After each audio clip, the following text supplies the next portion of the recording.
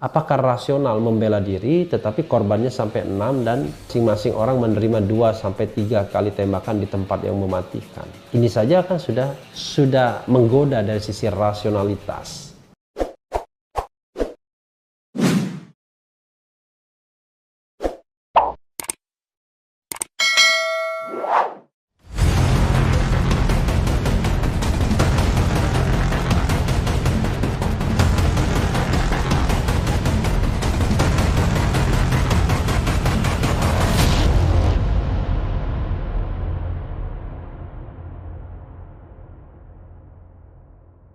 Assalamualaikum warahmatullahi wabarakatuh, Sobat RH sekalian.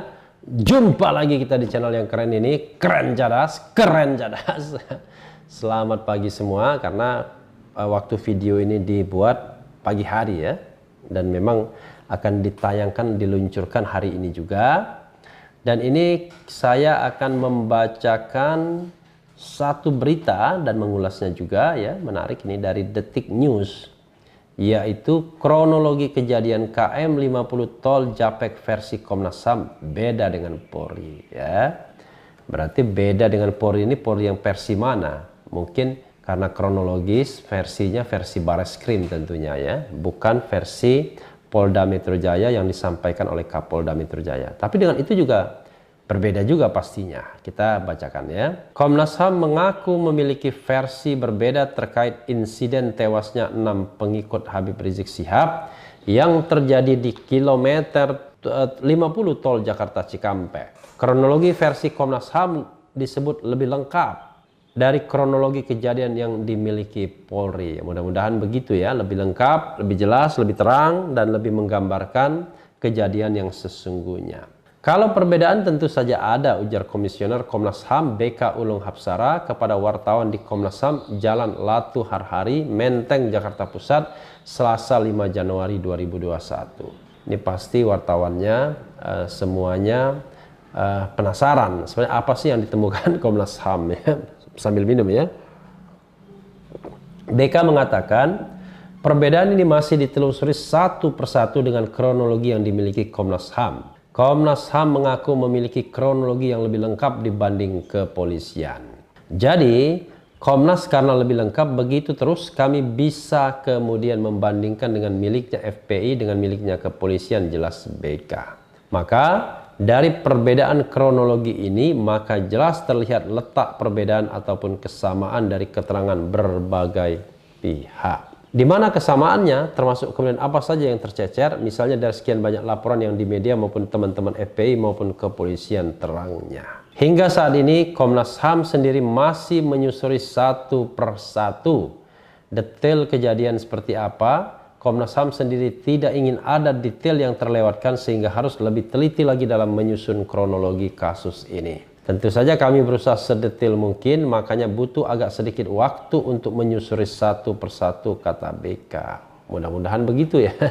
Mudah-mudahan bukan karena ada tekanan atau intimidasi dari pihak atau lembaga lain. Diberitakan sebelumnya polisi menggelar rekonstruksi atau reka ulang penembakan 6 Laskar Front Pembela Islam FPI pengawal Habib Rizik di ruas tol Jakarta Cikampek. Ada 4 titik terkait kasus ini.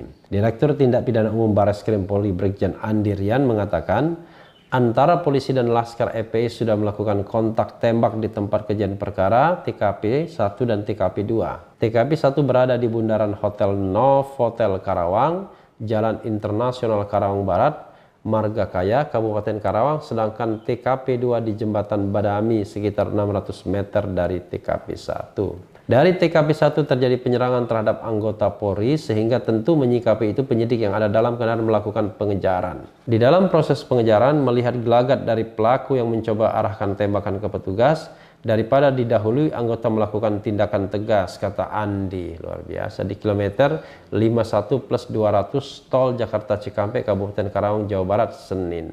Polri melanjutkan 2 Laskar FPI ini menunjukkan gelagat menyerang dan kemudian dibalas polisi dengan tembakan.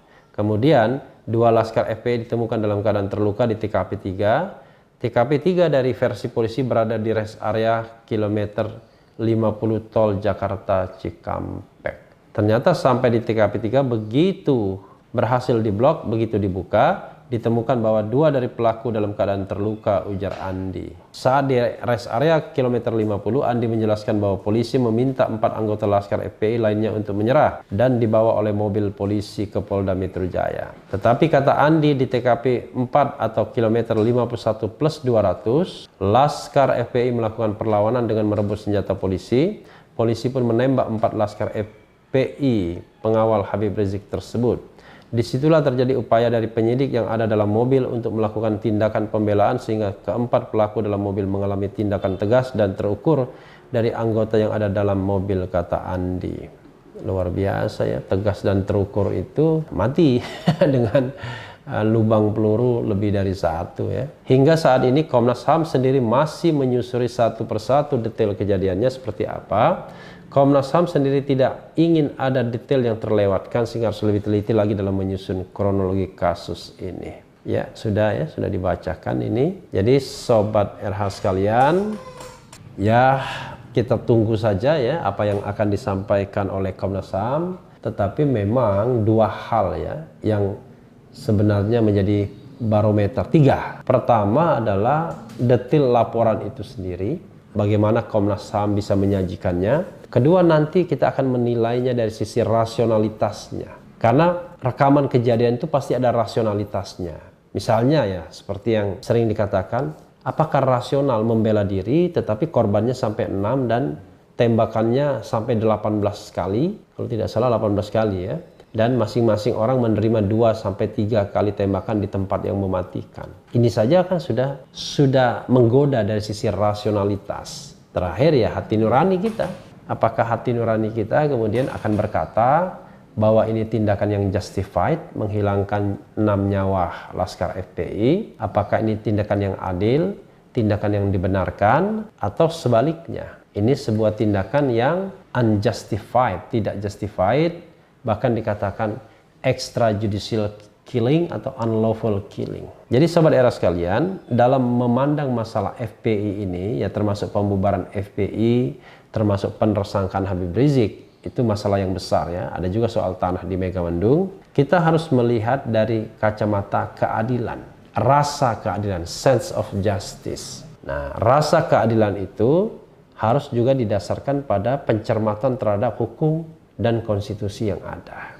Kalau kita bicara mengenai 6 Laskar FPI, ya kita bicara tentang bagaimana protap itu dijalankan atau tidak.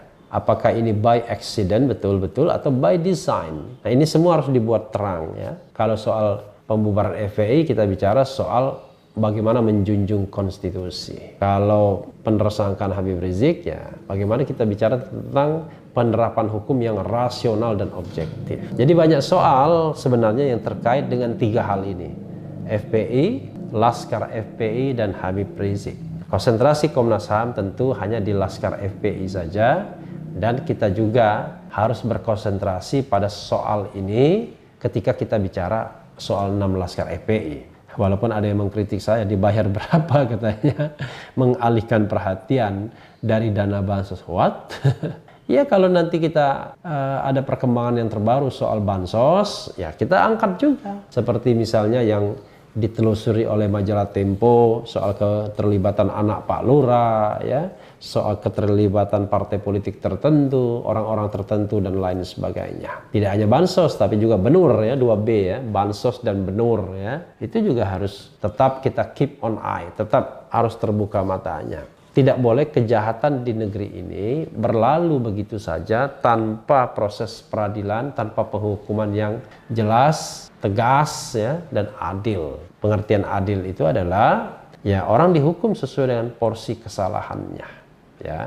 Jadi memperlakukan hal yang sama terhadap kondisi yang sama, memperlakukan hal yang berbeda terhadap kondisi yang berbeda, atau to put things on the right track ya. Nah, jadi itulah makna adil ya, meletakkan sesuatu pada tempatnya. Ya, sobat era sekalian, kita tunggu saja apa yang akan dipaparkan lebih lanjut oleh Komnas HAM nantinya. Kita berharap-harap cemas, mudah-mudahan bulan Januari ini mereka sudah merampungkan tugasnya sehingga jelas dan tegas, terukur. Jadi apa yang harus dilakukan oleh terutama Presiden Jokowi setelah mendapatkan laporan dari Komnas HAM dan apa yang harus kita tanggapi kalau kita mendengar laporan tersebut. Tapi yang jelas, sebagai warga masyarakat, kita hanya berdoa agar semuanya berjalan secara baik, transparan, dan tentu kita tidak memiliki kapasitas dan kewenangan untuk cawe-cawe dalam proses ini. Yang bisa kita lakukan adalah hanya mengulasnya, memberitakannya, menyampaikan fakta yang berkembang sebagai seorang warga negara yang juga mereport sesuatu. Jadi seperti konsep citizen journalism. Ya, sobat daerah sekalian, yang penting tetap di channel ini, karena di channel ini Anda akan dirayu, ditipu, dibaperin, dicecar, diuber pula di jalur khusus. Karena channel ini adalah channel yang mengancam, memeras, dan membenci.